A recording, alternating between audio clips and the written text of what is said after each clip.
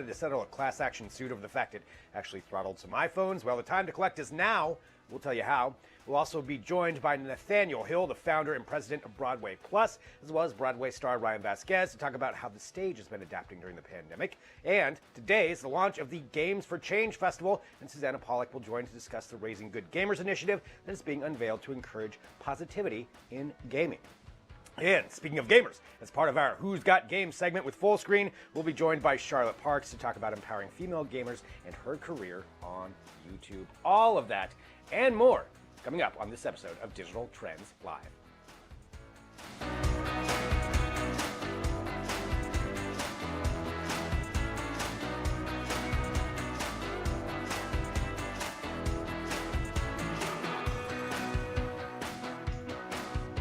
And hello, everyone. This is Digital Trends Live. I'm Greg Nibbler. Thank you very much for joining us wherever you are. We appreciate it. We broadcast live here every weekday, 9 a.m. Pacific, noon Eastern, bringing you trending tech headlines, news, interviews, discussions, and more. So share the show and join in the conversations that we get to have. And let's get you started off with some trending news right now. And 5G and the rollout in the UK is going to be delayed, according to this latest report. Has to do with the UK removing Huawei from its 5G network. This was an announcement by their government.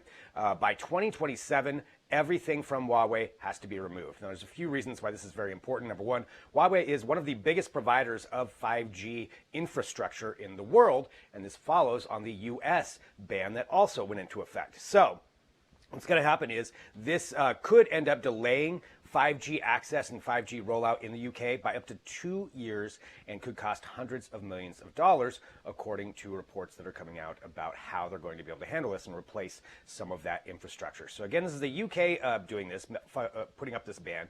The US has already instituted something along these lines, and the pressure on Huawei is expanding worldwide. Now, again, the big thing here, 5G access could be delayed because of this. So Huawei now being banned from the UK, not going to be rolling out there, could delay it by up to 2 years. By 2027, everything's got to be out of there. There's some initiatives to even move it up faster than that.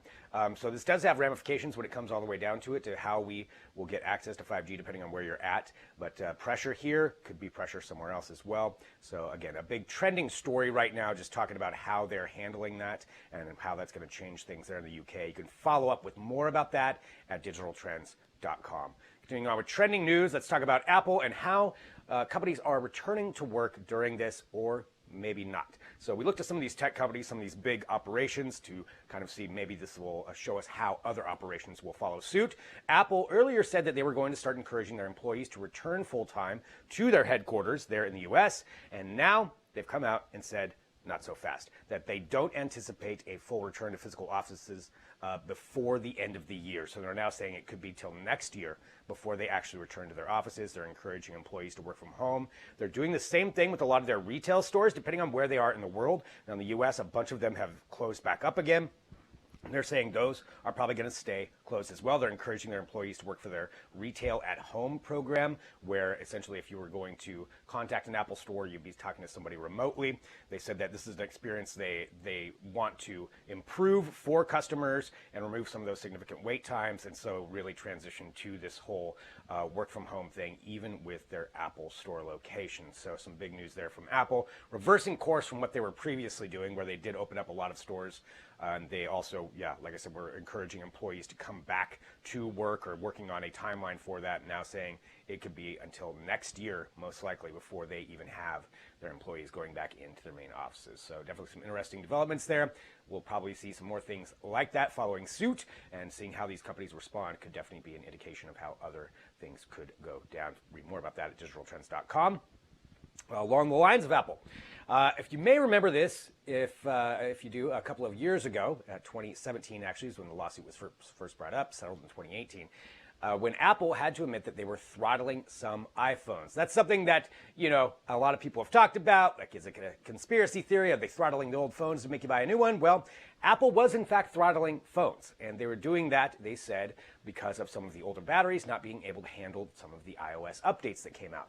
But they didn't tell anybody about it, and when they did finally tell somebody about it, what they did was they offered a discount on a new battery or replacement battery for some of these old phones, but they also had to settle a lawsuit for $500 million.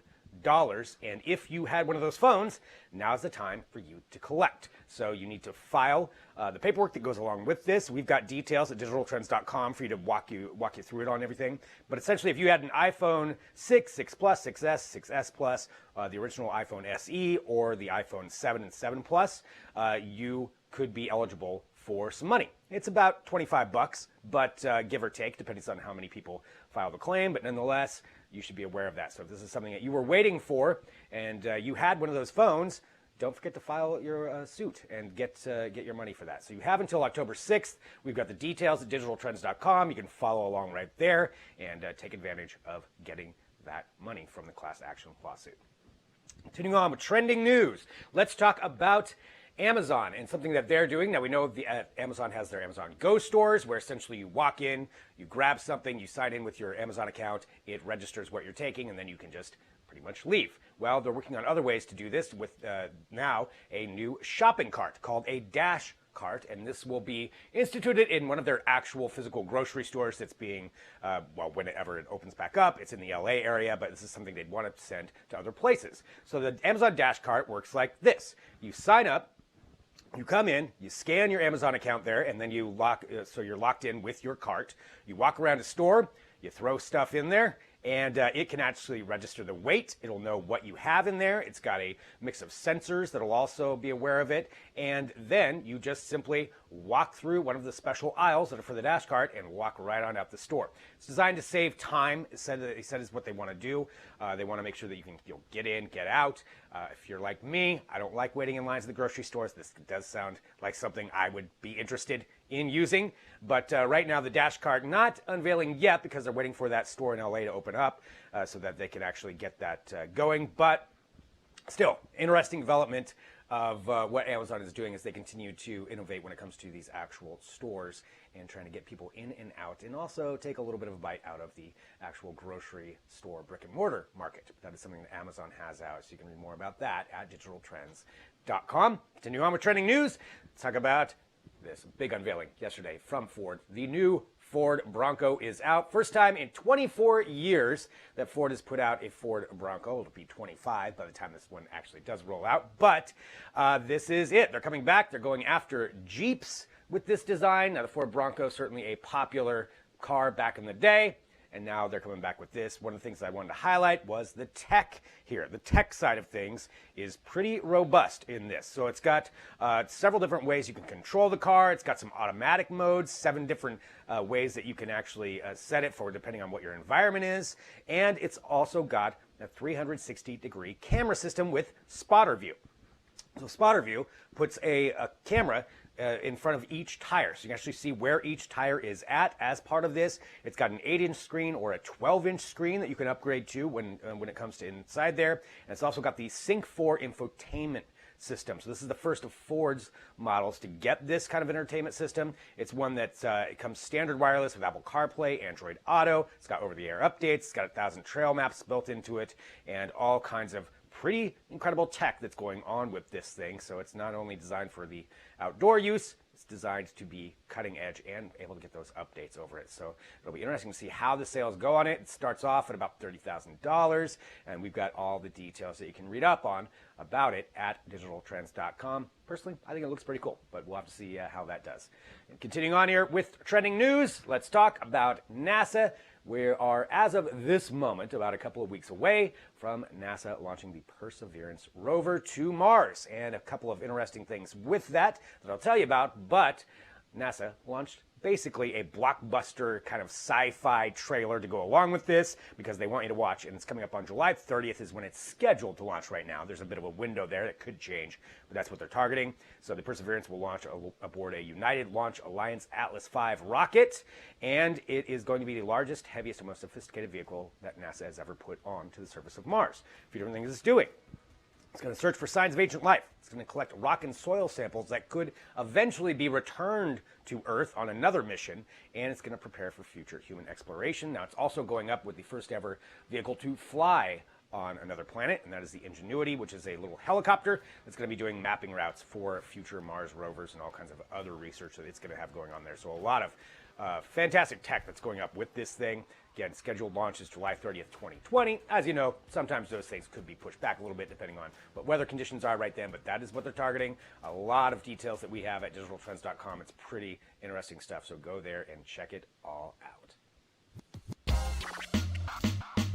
Hey, I'm going to let you in on a little secret. It's now time for the product of the day. Yes, indeed. The product of the day today is this. It's a phone. It's the Google Pixel 4, and it is on sale right now. So this is one of the premium phones from Google, and it is the 64 gigabyte version. It is unlocked, and this deal is pretty great. Let me tell you a little bit about it. So it's got the, basically what we're talking about with when it comes to Google Pixel phones is how great their cameras are. That is something that's been a huge selling point for Pixels for a while. We've got lots of reviews you can look at digitaltrends.com comparing the Pixel to the iPhone to the Samsung. But Pixel's usually pretty great because of that onboard technology that they've got. It's also got Google Assistant, of course, built in there. It's got Night Sight, which is the one where you can actually take pretty incredible night pictures. That's another really great advantage of the Pixel phones. And it's also got quick gestures, so you can actually just use your hand to control the screen. It's got call screen built into it to try to screen out robocalls. A lot of things going on with this. That's why it's our product of the day. And right now, you can get it for $679. That's $119 off what it normally is. And all you want to do is follow that link that's right below me. Maybe it's to the side of me, depending on when you're watching this, but that is our product of the day. It's the Google Pixel 4. Follow along and get that great deal right now. All right, we need to get to a break because we've got some great guests joining us here today. Up next, I've got Nathaniel Hill, founder and president of Broadway Plus, and Ryan Vasquez, a performer, a Broadway star who's played pretty much every role in Hamilton, it appears. So they're both going to be joining us next. Stick around, back in a minute with more Digital Trends Live.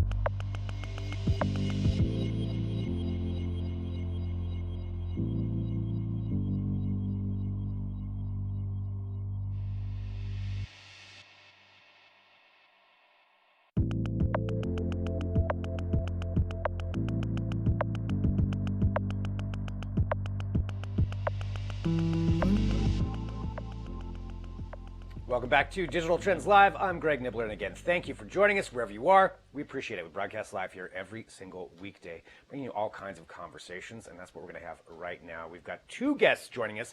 Very excited to have here with us. We've got Nathaniel Hill, the founder and president of Broadway Plus, and we have Ryan Vasquez, who is a Broadway star. We've got both of them here with us right now.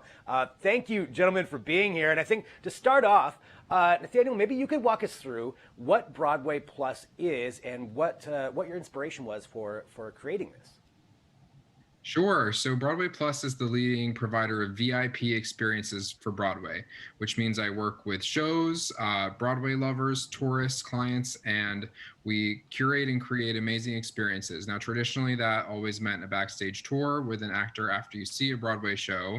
But this year that means something a little different, which is a private meet and greet, or perhaps a virtual concert, or a acting, singing, dance lesson with a Broadway star.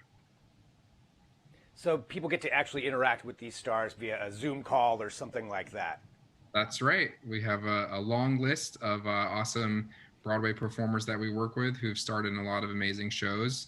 And using our new virtual platform, it is very easy to book a meeting or a party or whatever you're looking for with them. Ryan, I want to ask you, going to your side of things too, obviously being a star, I want to ask you a couple of questions about Hamilton. I have to. But before we get to that, maybe you can just talk to us a little bit about, how things have changed for you during this and how maybe you and some of your fellow performers have been adapting during this pandemic. Sure. It's obviously changed a ton. We went from doing 8 shows a week, sort of pounding the pavement in this schedule that's very grueling, and you're always looking to the next job and how you can sort of book yourself up, to being completely sort of at sea, as it were. So we're waiting on updates just like everybody else is. And so it's been a lot of free time, and it's been interesting to sort of see how people are filling that. Personally, I'm working on an initiative for voters as far as, in light of the election and all of that. People are galvanizing and working on different things that they find to be important during this time, which I think is great. And I'm one of those people too. But yeah, it's Broadway Plus has been a great sort of opportunity to connect with people that we wouldn't normally be able to connect to, and to share a little art and to share some stories, and to, bring what we usually, sort of have at the theater into people's homes and into people's lives. So it's been great. Talking about the theater, I did say I had to ask you a Hamilton question, and I'm a newfound fan because I finally got to see it. I've tried so many times to get tickets and was never able to. So I watched it on Disney Plus. But just of note, you have played Alexander Hamilton, Aaron Burr, George Washington, James Madison, and Thomas Jefferson. So you've pretty much run the gamut right there for roles. I want to ask, yeah, right? So for you in this role, just with Hamilton right now, what is your favorite role that you've played? And which one would you, what's another one that you would want to perform as? Sure, yeah. I mean, I think you have to say Hamilton, right? Like, it's just the genius of what Lin wrote, sort of for himself, but now how it's branched out. There's a ton of funny Easter eggs in there. There's a line where he says Martha Washington named her feral tomcat after Hamilton, and Hamilton says, "That's true." And I always laugh at that line because there's this sort of like meta narrative in there of Lin having been the historian who adapted Ron Chernow's book, and he was the one who sort of created this experience, and then he's telling the audience almost as himself and almost as Hamilton, like that is a true fact, and I, Lin-Manuel, know that because I researched it, but also the character is saying that. So it's so integrated when you play that role. It's like you can't help but sort of feel the hallowed sort of ground around you of like Lin having been there and creating that. And so that's always an amazing one. Plus, I say it's like paid therapy. It's like, the most emotional sort of experience you'll ever have in front of thousands of people. And it's nice. It's cathartic. And the one role, of course, that everybody always assumes that I played that I haven't played that I love to do is the King. It's like I've never played it, and it's 11 beautiful minutes of stage time. That sounds like a sort of a breeze. So. Yeah, the songs from the King too are quite addictive. I've had that in my head ever since I watched that. Well, going from there, Nathaniel, back to talking about Broadway Plus and some of these great things, and thinking about this, that people don't get to have these experiences, so now they can interact with, like you said, people in a lot of different ways. How do you see this going forward and maybe adapting throughout the rest of the year? Clearly, there's a lot of question marks. We don't know how things are all going to turn out. But do you see adding this in as something that's going to be a normal experience going forward? Absolutely. For me, this has been the year of starting a new business within the business that I already had. I worked hard over the last 4 years to build up a client base of people who love Broadway and love connecting with Broadway stars. So I was able to use that as an asset. But other than that, it's really been about building an entirely new business and a platform. The cool thing is, to work with people previously, they had to be coming to New York and willing to spend, for the most part, thousands of dollars. But now I can the whole world is my oyster. I can work with a client. We have people in Australia, Europe, of course, Canada, all over the world working with us to connect with Broadway. So for me, it's about now building a new platform that services a new need, which is that awesome stars like Ryan with great careers and fan bases, they need a way to stay connected and to make money right now. So it's about building that new platform, and that's my new business for sure. Do you anticipate, and not to go back to Hamilton, but just because it's the thing right now that people are talking about because it's the video version that's out, do you anticipate, should this go on, more musicals, more plays, more stage performances being filmed for release in that manner? I think a little bit. To me, I went into this industry because I'm really passionate about live entertainment. I don't think it's replaceable. I don't think it's a very adequate substitute, but it's something. And anything we can do to share the art form and get people excited about it and keep people's creative juices and interest flowing is important. But of course, now we can't run shows in order to film them, so we won't have much in the next year. But I do think, I've talked to some producers and friends in the industry who have said, okay, going forward, the deal to film the show will be part of the conversation much earlier on. Ryan, for you, just to kind of fill out what you were talking about, you said you have some initiatives that you're working on too with your time off. Would you like to share what those are, or let anybody know where they can follow you and just everything that you're doing? Sure, I love that. We're starting this initiative called Swing from Home. The idea is that we're getting remote volunteers all over the country to connect to races in the state legislature and other statewide races to work as volunteer bases for them. A lot of these campaigns are strapped during the pandemic for fundraising and for volunteer and organizing events. So we're working as a hub for that. We flagged about 100 races all over the country.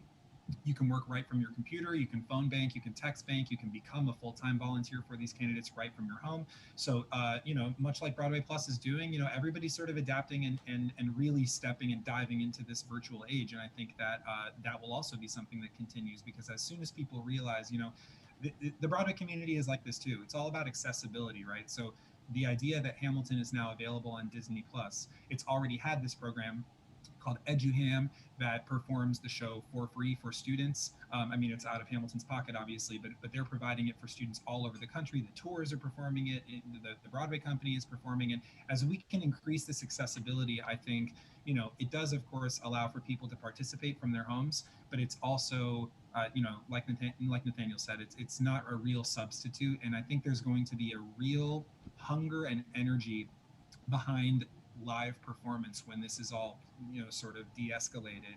People miss that idea of going in and experiencing something that's flesh and blood in front of you, and if history is any indication, it's been this way since the beginning of time. We've been telling stories, and there's never been a substitute for that. So that's really exciting for me. I'm looking forward to that. Yeah, I couldn't agree more. Everybody is looking forward to that. But right now, it's where we're at. And I want to remind everybody, too, so Nathaniel, BroadwayPlus.com, is that the best place for people to go to get involved? Absolutely. So BroadwayPlus.com. Nathaniel, Ryan, thank you so much for joining us. Really, really appreciate it. Great conversation. And congratulations on all the success that you have, and looking forward to seeing more. Thank you. Thank you. I want to wish a happy birthday to Ryan. Happy birthday, baby. Nice. Thank you.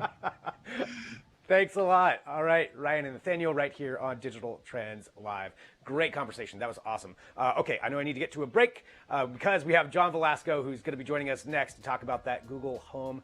Well, it was a rumor, and then now the Nest speaker was released, but what do we anticipate with it? He's going to talk about that next. Stick around. Back here in a minute with more Digital Trends Live.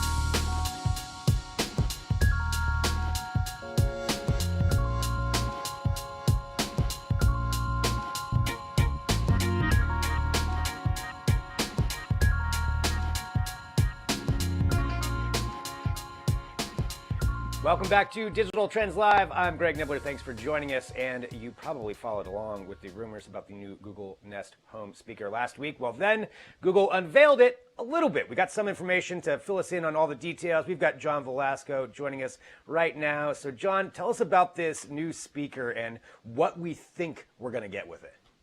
Thanks for having me, Greg. So yeah, real quick, last week they kind of dropped some news about this new Nest speaker. So a little bit of backstory.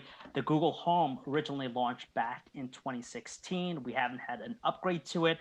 And of course, we've seen the line get expanded to things like the Google Nest Mini and its successor, which was released last year, the Nest Mini speaker. And of course, we have smart displays and all that. So late last week, Thursday to be exact, a new filing came out. There was an FCC filing as well as a regulatory filing in Japan that gave us the first sneak peek of this so-called Google Nest speaker. Now, they don't reference the exact name. We're going to call it just the Google Nest speaker. It may be the Google Nest Home speaker, just to make a little bit more sense, obviously, because this was the Google Home speaker. And when you look at some of the images that they've shown in the filings, it's substantially bigger. Now, this here measures in at 5.6 inches. This new Nest speaker looks like it's going to be substantially bigger. It's going to be around 8.6 inches. So it's going to be taller. It has this oblong shape, but it's obviously a Nest speaker because of the fabric covering around the speaker itself. A new design, totally different from this here. You no longer have this swappable base. It looks like it's going to be available in new colors. If you look at the pictures, there's a mute switch that we could see. There's a proprietary power port. And being a larger speaker, you can only imagine that the audio quality is going to be superior than the original. So that was Thursday. And then later on, Google sent us an image, our first look at the actual speaker. Now, they didn't say exactly what the name is. They just want to say this is a Nest device. And the image was accompanied with a short clip. So it kind of confirmed the design changes we saw in the filings earlier that day. And some of the stuff that we noticed that there are LEDs on the front of this new Google Nest speaker. So I imagine it's going to have some sort of proximity sensor, just like the Nest Mini, where those lights will light up when you come close to it. And it also available in different colors. We saw the coral color in there, the gray. So I imagine it's going to be in different colors. And the unique thing, though, Greg, this is probably one of the key differentiators between this new Nest speaker versus the original one, is that it may be battery powered. It's not confirmed yet, but it looks like it based on the video, because at the end of that clip, we see a little young girl come up and ask her father, "What is this?" And she's just holding in the hand. And another scene, we see it laid on top of the table, and it looks like it's working. So you can imagine it's going to be battery powered. We don't know, but hopefully we'll know more soon. Obviously, it was anticipated to be announced back at Google I/O, but we'll probably hear it very soon. As far as some of the other stuff, we don't know exactly what new features it'll encompass. So you can expect the better audio performance, maybe battery powered. Now, the question is that going to be enough to warrant an upgrade from the original one? Because the original one was it works fine. It controls your smart home. You have your Google Assistant right there at your home. And pricing is going to play a key role, because the original came out in 2016, $130. The new one, who knows? I'd imagine it's going to be somewhere along the same price. Obviously, they don't want to cannibalize sales, because the Nest Mini is their entry-level unit. Who knows if they're going to have a big-size speaker like the Google Max. So at this point, it's anyone's guess, but we anticipate knowing more about it and an official announcement coming soon. Well, definitely interesting seeing if it was batteryless. That would be, I like the idea of that. Of course, it would depend on how long that battery lasts, but definitely something that would be pretty cool with it. But yeah, so that's what we've got. And John, you always keep us up to date with what we know. Like you said, maybe the announcement coming soon, but I know we've got more details about this, what we know so far, at digitaltrends.com. People can go check out. And John, as always, thank you so much. Awesome. Thanks, Greg. Have a good one. John Velasco right here. He is our smart home expert. So follow along digitaltrends.com for everything that he's talking about. All right, we're going to take a break, because coming up next, we've got Susanna Pollock, who is the president of Games for Change and leading the Raising Good Gamers Initiative. The Raising Good Gamers Initiative. That's what we're talking about next. So stick around. Back in a minute with more Digital Trends Live.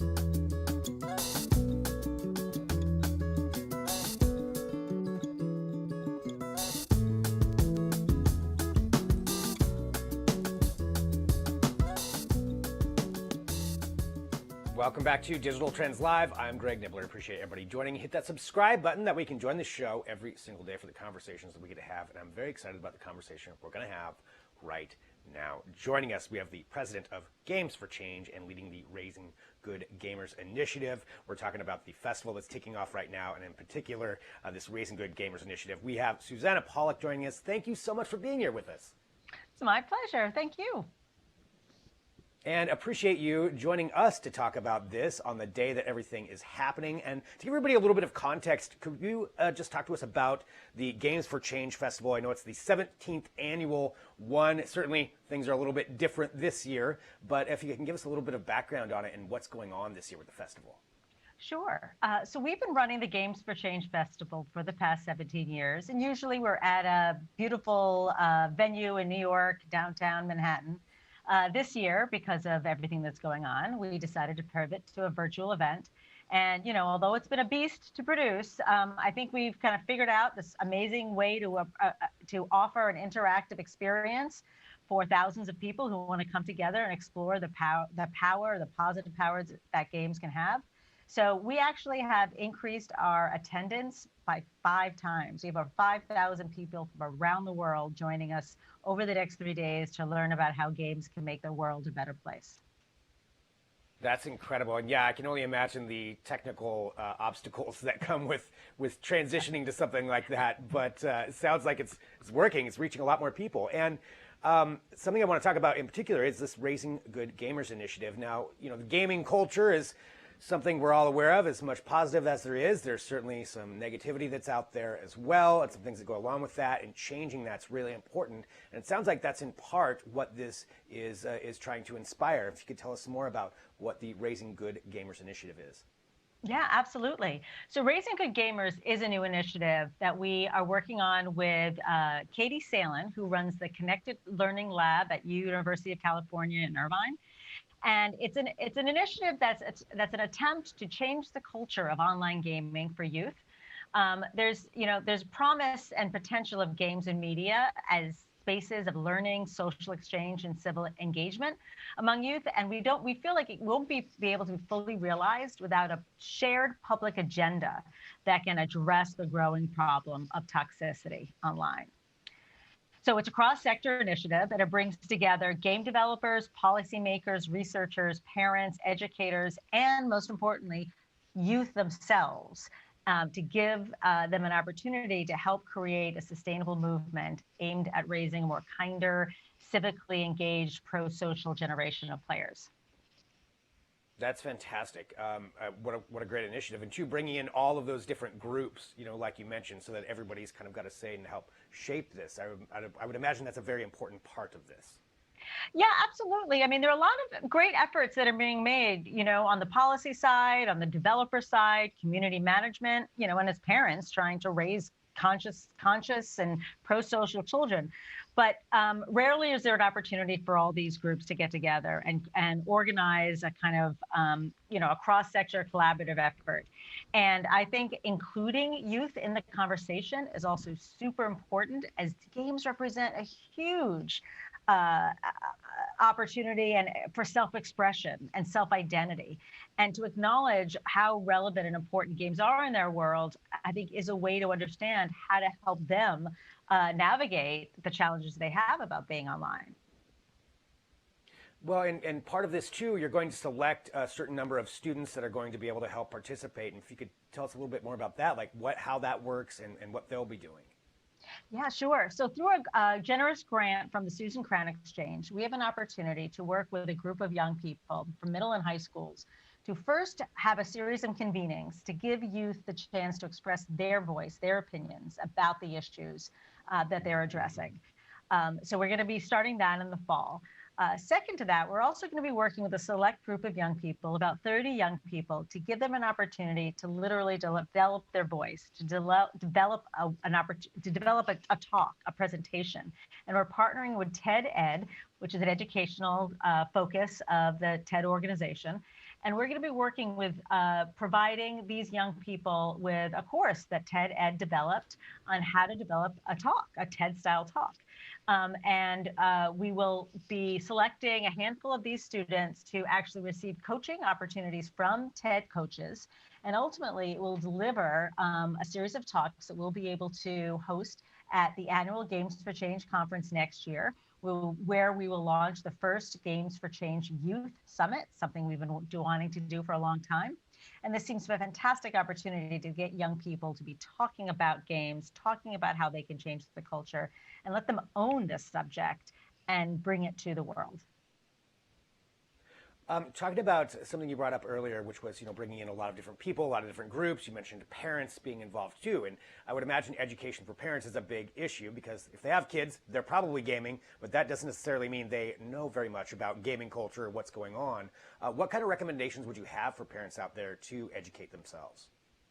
Well, first, listen to what your kids have to say. And if you can, play with them. I think to really understand what the experience is for children is to do something together. And understand that the gameplay very often is a social exercise. It's a way in which they're connecting with friends, which is so meaningful and important now at this time of social distancing. And it's also a way that we're seeing teachers and educators are looking to reach young people in this world of distance learning, right? So games can have a very positive way to enrich young people's lives. So listening and playing and engaging with them. There are also a lot of great resources out there, and including our website at gamesforchange.org that lists fantastic pro-social positive games. And even at our festival this year, we have a number of sessions that are directly focused on speaking to parents and to the public about how they can better understand the way kids navigate and live within this gaming online culture. I know the festival is kicking off today. It's going for a few days, I believe July 17th, so several days of this that are going to be going on, which is very, very exciting. And for everybody out there who wants to participate and learn more, where should we send them and how can they do that? Oh, well, first of all, this festival not only is virtual, but it's free. So the first time ever, we're offering this to anybody who wants to learn more about the sessions. And as I said, there's a lot that's focused on education for parents, as well as other amazing topics having to do with health, mental health, virtual reality, big global issues. I mean, there's a lot to discuss. So you can go to gamesforchange.org. And you click through to our festival website. Registration is free. It's going on today, tomorrow, and Wednesday. So it's over at the end of July 16th, not to the 17th. But all of the talks will be put online afterwards as well. So there's plenty of opportunity to engage with our content. That is great. July 14th to the 16th. Go there, sign up, free. Susanna, thank you so much for joining us. Congratulations on all the hard work of making this still happen during a pandemic. That is a huge accomplishment, and appreciate you being here on Digital Trends Live. Thank you for having me. All right, great. What's going on right there? So definitely go there, take a look at everything that they are doing. That's fantastic. And talking about gaming, coming up next, we've got another guest who's going to be joining us, and you probably know her from YouTube.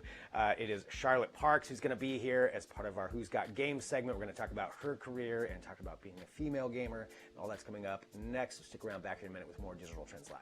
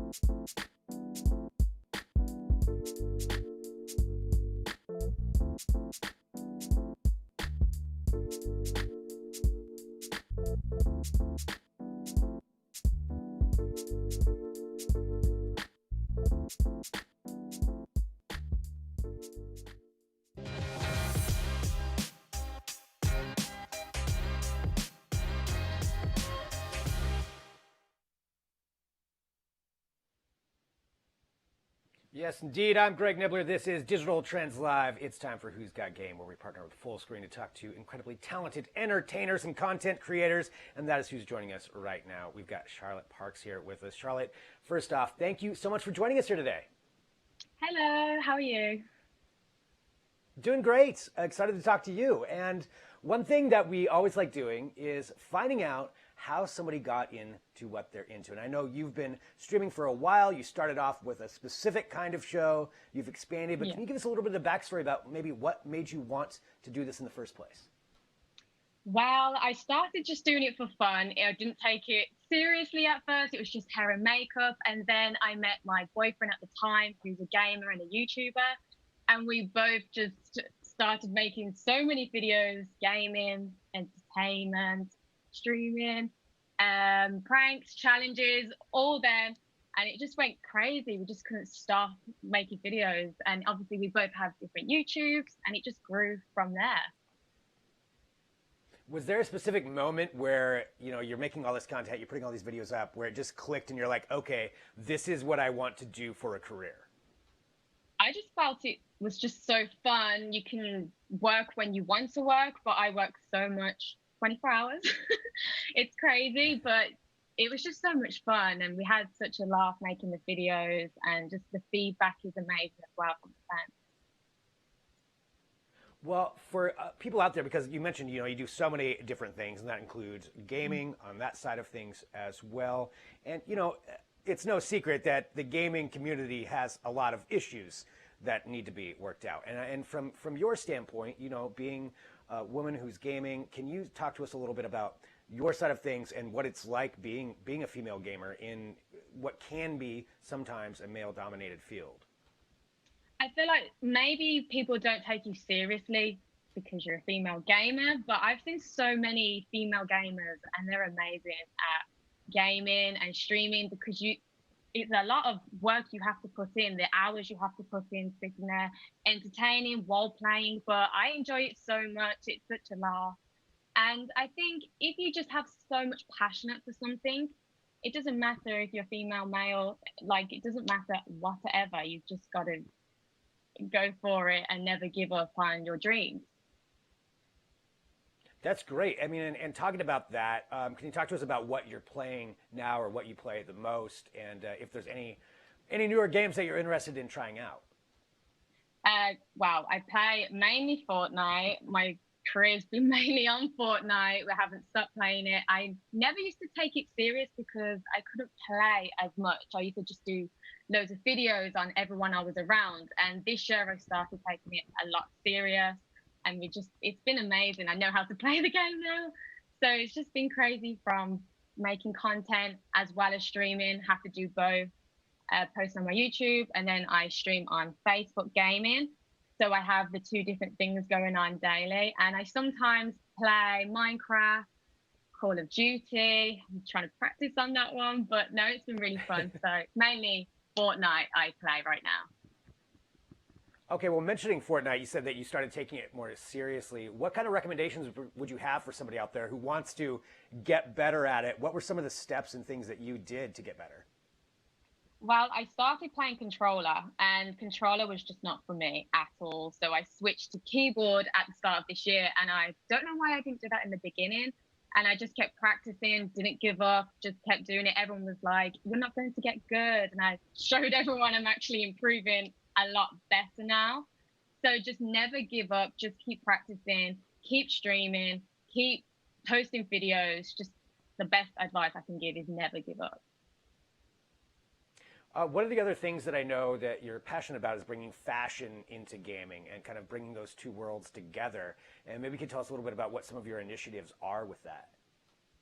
So I do a variety of different things. I love fashion. I do work with Fashion Nova right now, and I do gaming. I like to bring them both together. So I mix them in with the videos. I dress differently every stream, every video, in different clothes, different styles. I think it's fun to have the both because I enjoy both things. So why not put them together? And my Instagram's a bit different to my gaming content. So I post a lot more fashion on there and then the gaming on there. But I do mix them together, as I am actually posting a video this week with Fashion Over and Fortnite together to see how that's going to go. So it's really fun. That's great. Combining it's again, combining everything together, which seems to be kind of a theme for what you're doing. Talking about that, you're on so many different platforms, and you're engaging fans in different ways. What's maybe as far as engaging your fans, what's your favorite platform to engage with them on? Probably YouTube and streaming, definitely. Streaming has been my number one amazing thing I do now. As it brings a lot, I think everyone gets to see my personality, as you do film your personality in videos, but you're live and streaming, so they get to see your real personality as well. And so I just mix the both, and I don't know, I prefer them both together, definitely streaming and YouTube. A balance of all of that. Well, talking about going forward, and just maybe for other people out there who want to do what you're doing, and you mentioned earlier, certainly follow what you enjoy, but on a technical end, would you have some recommendations for people somebody who wants to start out in this? What technically would you recommend they do first? I would definitely try streaming. If you're wanting to create content on YouTube, try streaming. If you're into gaming, if you're just into YouTube, just keep posting daily. I post 6-7 times a week sometimes. I just don't stop. But if it's something you really enjoy, just go for it. Keep grinding, keep posting, just keep up the content, and you'll see it grow in time, and you're like more fans and new people come in. And on your streaming, you get to talk to them on a different level than YouTube. So you engage a lot more. And I think it's really fun talking to your fans, engaging them in the videos. Just keep posting. Don't, like I said before, just don't give up. It takes time to build, but when you see the results, you'll feel happy, and you'll just keep continuing and grow even more. You mentioned that you post sometimes 6 to 7 times a week. Where do you find the inspiration for that much content? I just constantly keep looking. Ideas just pop in my head. Like I think, oh my God, I'm going to do that. That's a great idea. Or in the moment, I think of something and I'm like, I want to film it right now. So I have 2 channels. I'm growing the second channel a bit more, which is my other gaming content I post, not just Fortnite. So it's a different priority of different games. So I'm trying to post on both channels every day, and then I stream. It gets crazy, but I really enjoy it, and it's so much fun. Well, Charlotte, you mentioned that you've got a video that you're going to be putting up later this week. What else can people look forward to coming up here? Well, if you're into Fortnite, the cards are coming into the game on Fortnite, which is a big thing we've all been waiting for. So that is coming up very soon, which a lot of content is going to be made on that. I think when the new season came out, I posted like 3 videos in one day, which is crazy. But I will probably be doing the same again when that comes out, because it's such a big topic and everyone's excited for it. So I just come up with ideas and it will just happen like that. Well, Charlotte, I want to say thank you very much for joining us here to talk about this. Obviously, you know, Thank you. you found something that you really enjoy, you get to share it with everybody, and clearly everybody else enjoys it as well. And that's great. And thank you for being here on Digital Trends Live to talk about this. Thank you so much for having me. Really appreciate it. Charlotte Parks right here on Digital Trends Live. That's awesome. So follow some advice there. If you're out there and you want to get into this, if you want to start trying it, I mean, like she said, just start posting and streaming. So great advice. Really appreciate her being here on Digital Trends Live. And thank you to everybody who is joining us here today. And we are here every single weekday, 9 a.m. Pacific, noon Eastern.